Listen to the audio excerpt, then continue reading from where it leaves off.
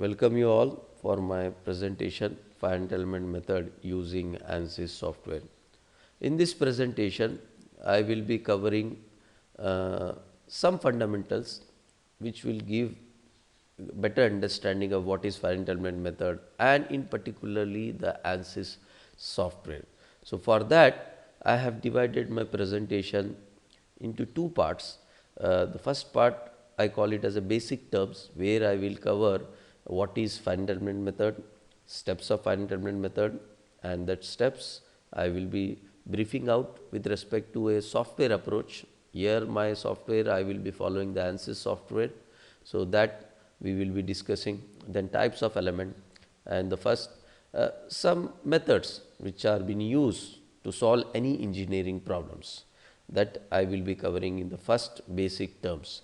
Now, coming to the second, I will take a simple example, a bar subjected to a force, that we will be covering in the second part of our presentation.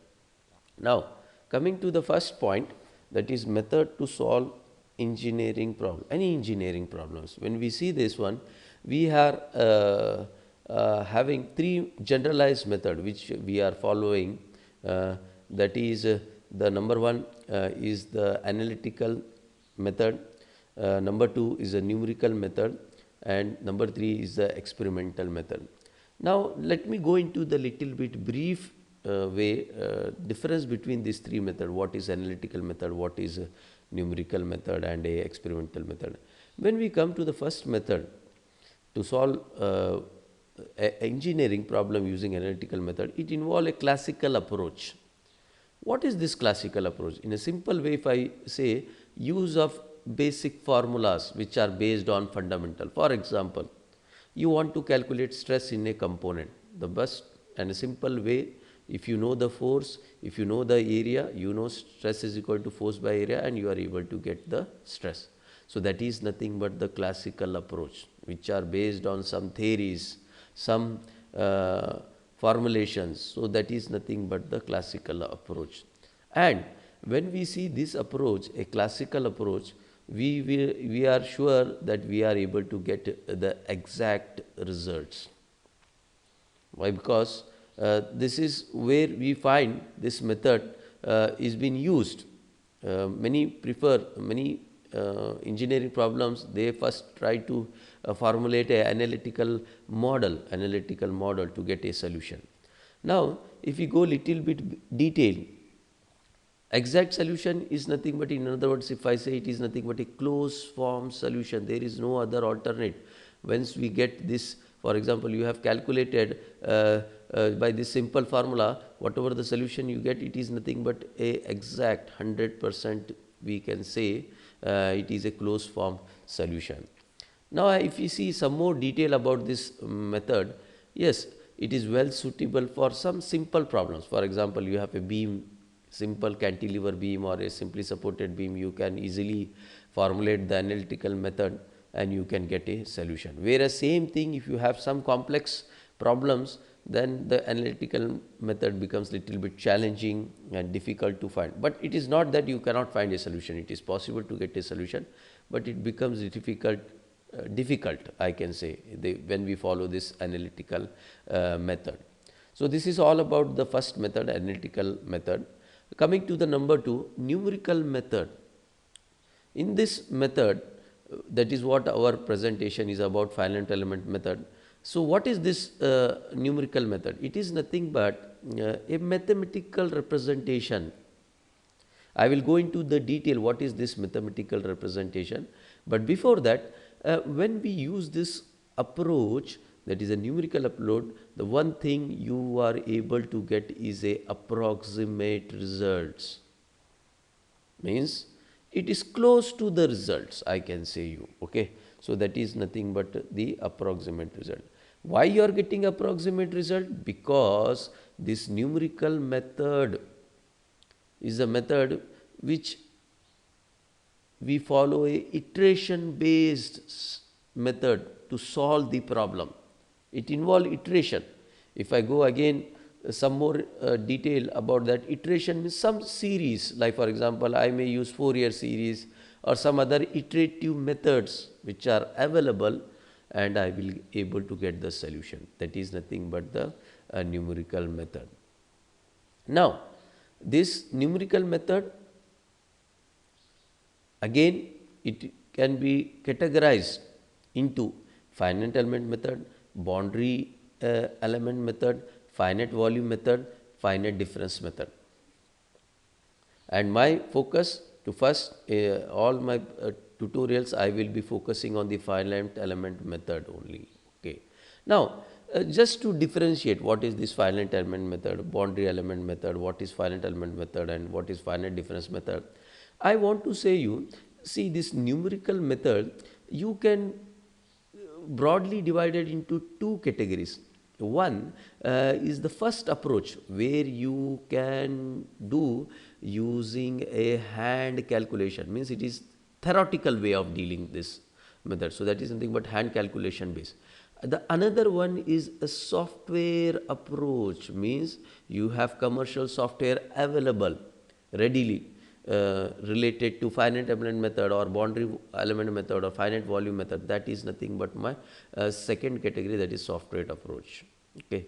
Now, coming to the difference between what is finite element, what is boundary element method, it will be in this initial my first, since it being a first tutorial on finite element method, it will be very much difficult to cover, but in a brief, so as to give you a essence what is finite element method, what is boundary element method, what is finite element, finite volume method and finite difference method.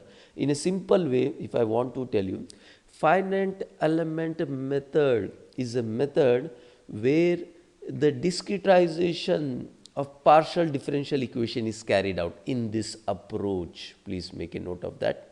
So, in this finite element method, we follow the discretization of partial differential equation, whereas similarly when we come to the other three methods, that is finite volume method or boundary element method or finite difference method, in these three methods where we involve the discretization in terms of integral forms of equation, that is what the big difference between this.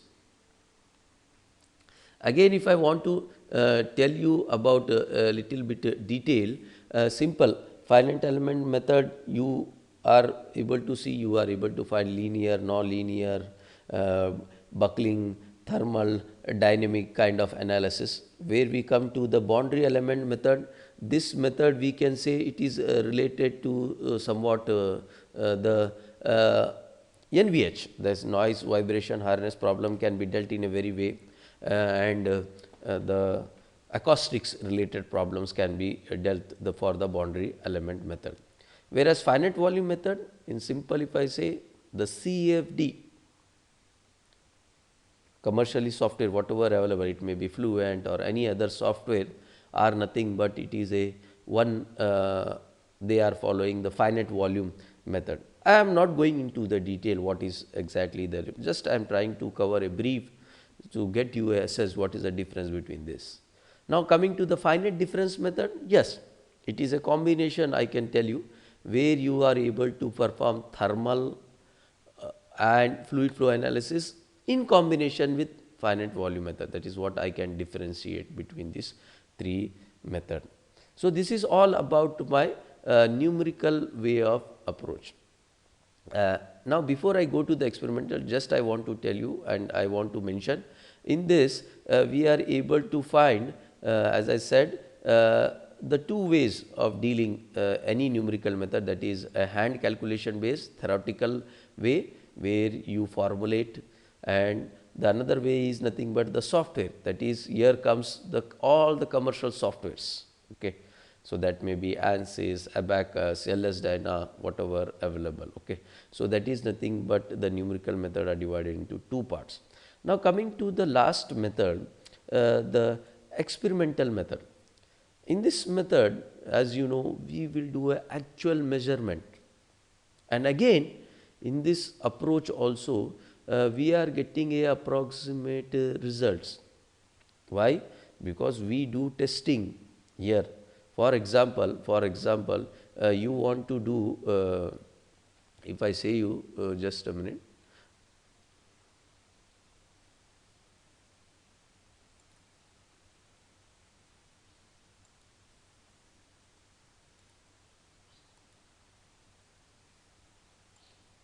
Yes. As I was discussing about the experimental methods, for example, you want to do analysis of a cantilever beam. So, what is the experimental approach? You built a model, whatever the material of this beam is there, then you apply a load, then you will test for the respective parameters. It may be stress or deformation, like that. So, here a prototype is required. When we say prototype is required, you cannot just test one beam and tell, okay, this is my result, this is my stress, 5 Newton per meter square. No. To believe this, you need to carry out at least 3 to 5 or more than that, depending upon the complexity of the measurement, whatever the testing is involved. And for this, that's what we are having many methods available also, whether it may be strain gauge technique or photoelastic measurement or vibration measurement or fatigue testing or sensor base to get to the temperature or pressure, etc. And the last very important point which I want to tell you about the new experimental method is that little bit you can say it is a time consuming, not only time consuming, and it is a expensive also.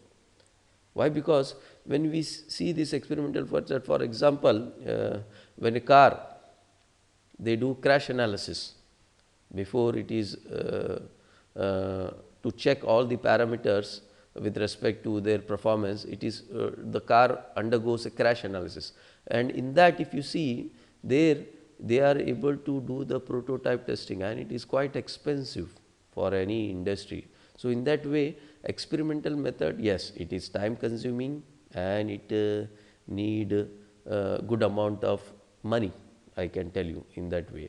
So, in simple way, if I want to differentiate these three method, analytical method, yes, you are able to get exact result. Numerical method, we are able to get approximate result. Now, I can tell you how exactly all these three methods are supporting each other.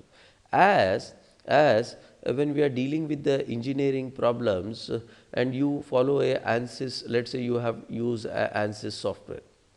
So generally you go for the support of these two methods. Either it may be analytical method or experimental method. Means the results of this ANSYS software. Why? Because it is a approximate results you are getting. You are validating either by the analytical method or by the experimental method. So that is what I can tell you, the difference between these three methods, depending upon your requirement. So for this, your ANSYS solution, you will go for either analytical approach or the experimental, and you will validate your result, and that is what it is followed generally in all the major engineering problems. Now coming to, as I tell, what is finite element method? It is a numerical technique, as I told, and I told also the two approach, the mathematical representation, that is nothing but hand calculation we will involve, where you will formulate the problem and you will get a solution. And coming to the second approach, that is the software based, commercial software based available in the market. It may be ANSYS or any other softwares. So that you can follow for this finite element method to get a solution. And in particularly, as I told, I will be focusing on my finite element method in my tutorials. So if we see this finite element method, application wise, which is using this method, which type of analysis you are able to carry it out in a very good way, that is, you can carry out structural and some aspect of thermal and fatigue analysis also in a very good way. When I say structural, you can able to carry it out the linear as well as the non-linear, buckling and the dynamic analysis type, all that you can carry it out. I will not go into the detail, but in a brief, if I just differentiate, linear means the load and the fluid variable will not change with time. Here non-linear, yes, it will change with time. And coming to the buckling, it involves buckling load. Simple columns are subjected to buckling load. So that is nothing but buckling analysis. Anything which is subjected to the buckling load and where you want to calculate the buckling mode shape, we can go for the buckling analysis. Then comes the dynamic analysis. Yes, here in this dynamic analysis also we will say load and field variable are changing with time. But if you see, same thing I was able to tell you for non-linear analysis, but the major difference is that if I give you a simple way to understand non-linear and the dynamic, in dynamic, yes, load and field variable are changing with respect to time, but here the application of load, whatever it is changing with time, it is suddenly. For example, any component which is having a oscillating load or impact collision or random loads, that we will can categorize it as a dynamic analysis. And yes, you can able to perform the thermal also, where the field variables like temperature, or you want to involve some convection problem or radiation problems, that all the problems you can cover it in the thermal analysis, as well as the fatigue, where you have a load subjected in terms of the cycles, that also you can carry it out in a very detailed way using finite element method. So this is what is finite element method, just I have carried out. Now always there is a question you will get, is there any difference between finite element method and the finite element analysis? No, I can tell you in a one shot, there is no much difference between finite element method. It is the terms used if I say a finite element method is a term generally used in at the university levels, you will find generally when you see university wise the course also they refer it as finite element method itself, whereas finite element analysis is a term used in most of the industries, they use this term, but major on there is no big difference between finite element method, both are the same. Okay. So this is the another one point just I want to focus. Now coming to the steps, yes, as I told this tutorial I will be focusing on some building blocks. Why? Because when we say finite element method, the first thing you will get ANSYS or Abacus or LS-DYNA something. So any of that finite element method which involves a software approach, if you see, it involves the three basic steps. Number one is the pre-processing step, number two is the solution step, and number three is the post. And if you notice, you are able to carry out all these steps. Okay. Now coming to this, what is pre-processing, what is solution, what is post-processing? Pre-processing is nothing but where you are developing a CAD model for your problem. Okay, let's say you want to have this analysis of this cantilever beam subject to load. So when you are following finite element method using software approach, so the first step, that is called as pre-processing, what you will do? Okay, why? Because you will have the dimension, the length of this beam is let's say 150 mm, for example, there is a load of 10 Newton and the cross sectional area is also given. Okay, area is also given. Taking all these parameters, you will model it, and for this modeling, this CAD model, you have many software available. You can follow CATIA, you can follow SolidWorks, you can follow even I can say you the basic form of our CAD software available is AutoCAD also. You can start with the AutoCAD, SolidWorks, CATIA, Solid Edge, any of those available. You model your geometry, that is the first step you have done. That is nothing but preparing your CAD model. Once you have prepared, at this point I want to tell you the modeling, as I told, you may use AutoCAD, SolidWorks, CATIA or Solid Edge, any of this software. What is the difference? If you want to understand, I can tell you in a one shot that it is the user interaction. For example, when you are using a AutoCAD software to model your geometry, whatever the flexibility you are able to get in compared to other software like for example SolidWorks and CATIA, it will change. It may have more function, more user defined functions may be available and easy to use also. Not only that, depending upon the industry, some industry may go for AutoCAD, some may go for SolidWorks, some may go for CATIA, depending upon their requirement. So that is how the modeling also is carried out. And the another one term is that the third term, that is I can say the component. For example, you have automotive component, then you may go for either CATIA or SolidWorks. Okay, and in that also we can categorize the software. Okay, so this is nothing but the first part where you have modeled your geometry. Okay, so that is what I have covered, modeling.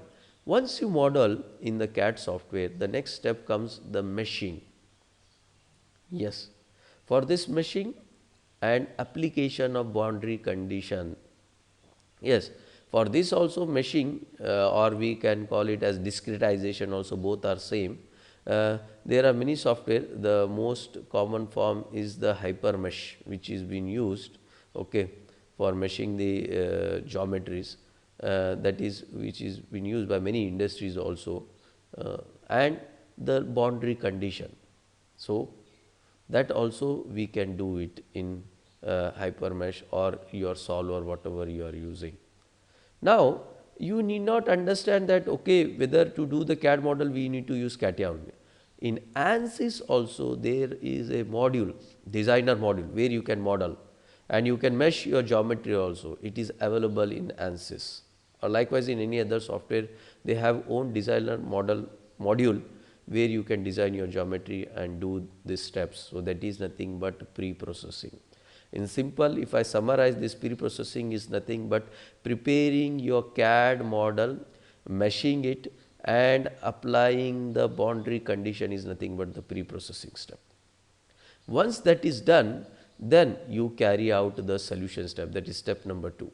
That is nothing but it is fully automatic, no need to do anything. All this is done internally by the software itself. The software will take place. Just you have done correctly modeling, meshing and boundary condition, just you run, then you are able to get the finite element results.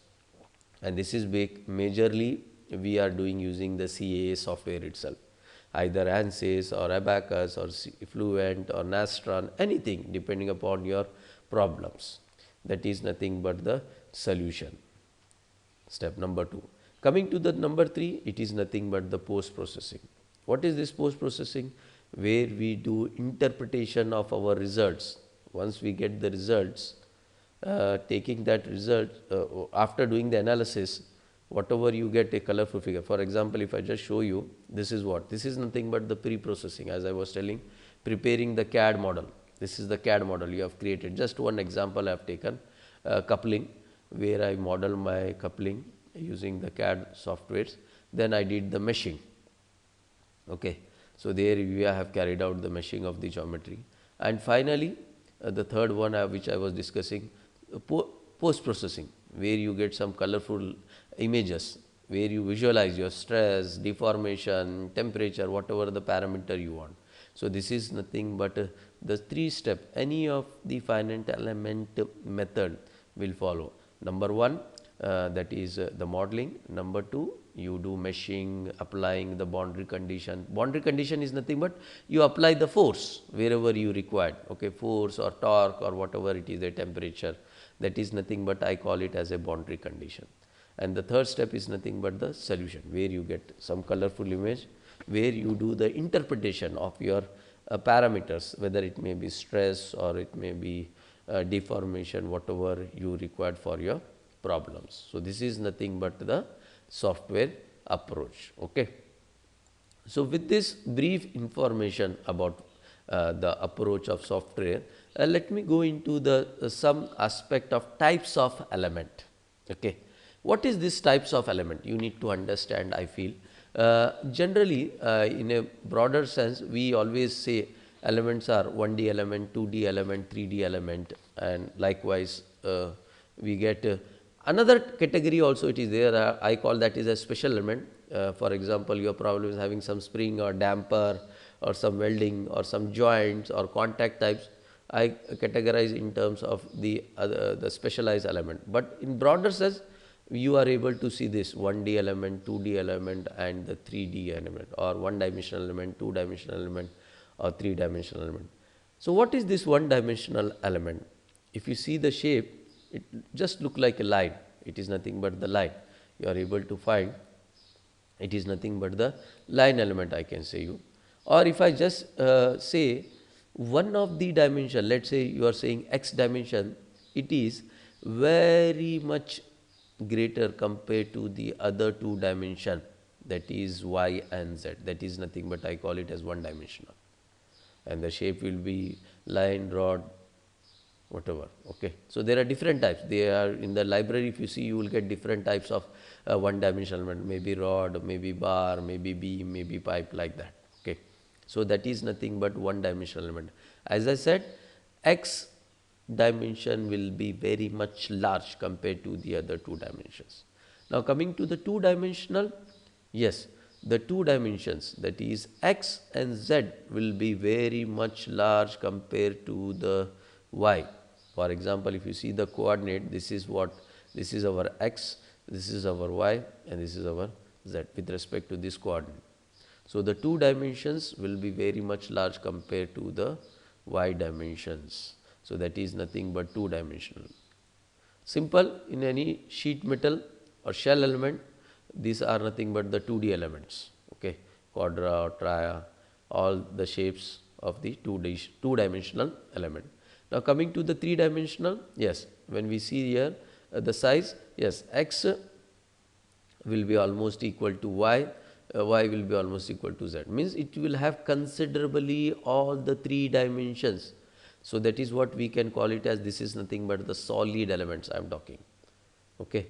When you have some geometries, good solid, so there you can go for a t-dimensional element. Okay. It may be either engine block or a cylinder. So then they will go for a solid, a three-dimensional element. Okay. So this is nothing but the just about the types of element I have covered. Okay. Now my second part, as I told, I will be covering a simple example, and for this, and particularly in this video, I will try to follow this approach.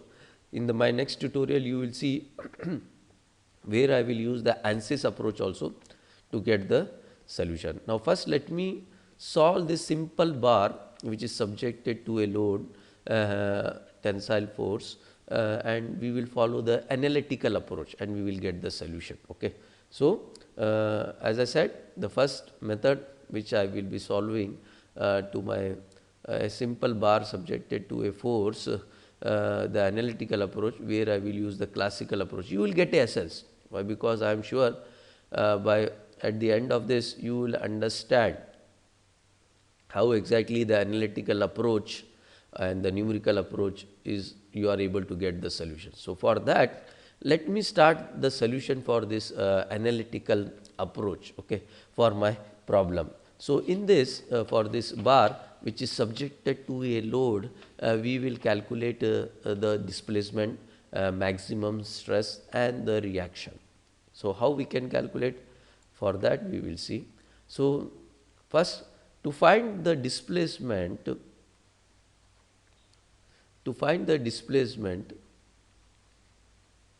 okay,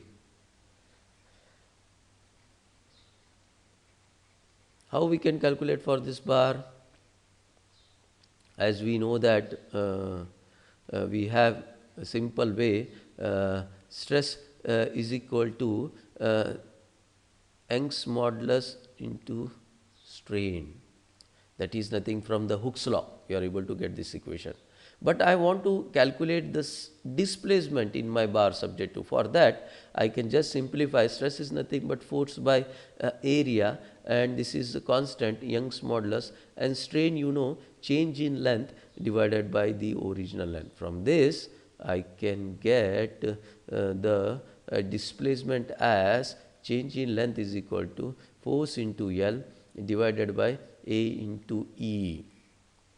Here, so if you see my example, I have the force magnitude of 600 Newton, length is also available, area is also available, and the Young's modulus also it is available. But to this I just, why, because as I told this problem I will be solving using the software approach also to get a better understanding. I want to calculate this displacement at one point, means I want to calculate the displacement when L is equal to 2000 mm, means at this point I want to calculate half of this length. So, I want to know what is the displacement, that is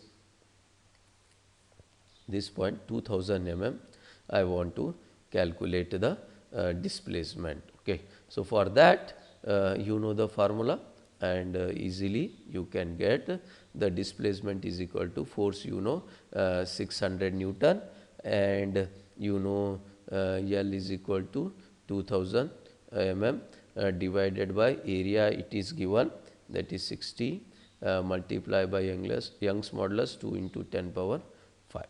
Substitute, you will be getting as 0.1 mm. So, this is my displacement 1 at point of L is equal to 0. Similarly, I want to calculate the displacement for a length of 4000 mm. Now, for this, so we know the change in length is equal to force is 600 Newton, and now my length is 4000 divided by 60, that is my cross sectional area. Young's modulus is 2 into 10 raised to 5. So, when you calculate, you will be getting it as displacement 0.2 mm. So, now the first term I have calculated, that is the displacement. Now, moving on, I want to know the stress in my bar. So, for that calculating the stress, we know stress is equal to, as since a geometry being is subjected to a constant cross section, constant stress across the cross section. So, for that we know stress is equal to force by area, and force is 600 Newton divided by area is 60. So, we will be getting that is 10 Newton per mm square. So, this is my stress in my object. Now, coming to the reaction, I want to know this reaction also in my bar. So, for that I know sum of the forces along the x direction, because there is no other force in other direction. So, you have only this force. Okay. This is my tensile force, which is the bar is subjected. So, sum of the forces along the x direction, if you see. So, what you are able to get subjected to this force, only one reaction at this fixed end. Fixed end, you are able to get a opposite reaction. So, for that we take outward as positive and inward as negative. So, that way we will be getting as R1 plus the outward force, sum of the forces along the x direction is 600 Newton, that is equal to no other forces are there along the x direction. So, this R1, if you see, now we are getting it as minus 600 Newton. So, this is my reaction. Now, if you see, for this simple problem, I have used my analytical approach and I have calculated the displacement, maximum stress and the reaction. And for the same problem, you will see in my next tutorial, I will follow the ANSYS approach and I will calculate the same field variable, displacement and stress.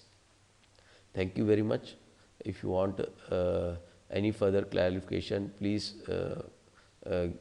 let me know regarding this tutorial. Thank you very much. Thank you all.